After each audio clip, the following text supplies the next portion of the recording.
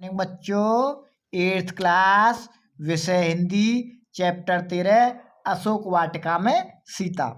इसका हम आपको थर्ड पार्ट पढ़ा रहे हैं। ध्यान देंगे। रामचंद्र गुण बरनई लागा, सुनतई सीता कर दुख भागा।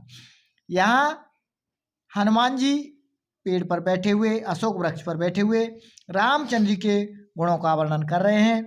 उनको सीता माता वृक्ष के नीचे, अशोक वृक्ष के नीचे बैठ करके सुन रही हैं। जैसे ही उन्होंने रामचंद्र के गुणों का वर्णन सुना, वैसे ही उनका सारा दुख दूर हो गया, भाग गया। लागी सुने श्रवण मन लाई, वो मन लगा करके उस कथा को सुनने लगी।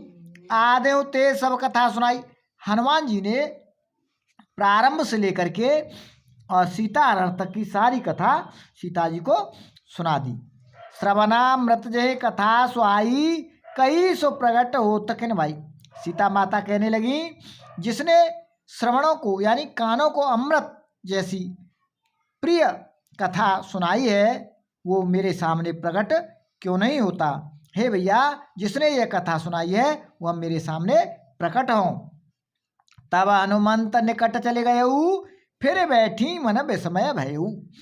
जब हनुमान जी वृक्ष से उतर करके सीता माता के निकट आए, तो फिर उन्होंने अपना मुंह फेर लिया और फिर के बैठ गई। मन में अचंबा हुआ, विस्मय हुआ। क्या हुआ? तो हनुमंत निकट चल गए, फिर बैठी मन विस्मय।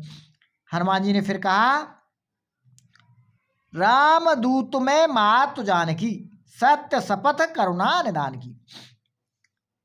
हे माता, मैं रामचंद्र जी का दूत हूं और भगवान करुणा निदान की सौगंध खा करके उन्होंने कहा, यह मुद्रिका मातु में आनी, दीन राम तुम कहें सहदानी। माता, यह मुद्रिका मैं ही लेकर के आया हूं, दीन राम तुम कहें सहदानी।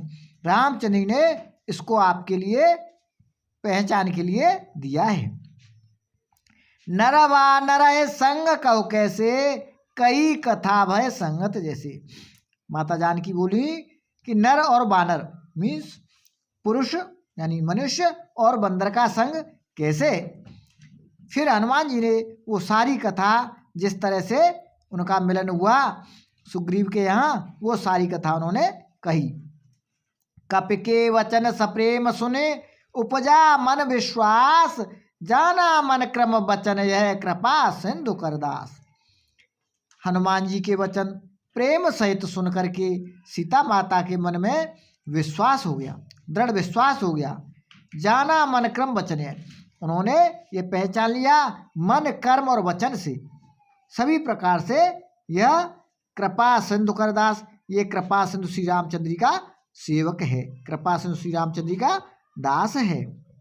तो बच्चों, इस तरह से ये रामायण से लिया हुआ खंड अशोक वाटिका में सीता, आप इसको पुनः पढ़ेंगे और इसका हिंदी अर्थ समझने का प्रयास करेंगे। इससे हमें शिक्षा मिलती है अपने आराध्य के प्रति समर्पण भाव रखना चाहिए, यानी जिस ईश्वर को हम आराध्य देव मानते हैं उसके प्रति हमें समर्पण का भाव रखना चाहिए। Thank you.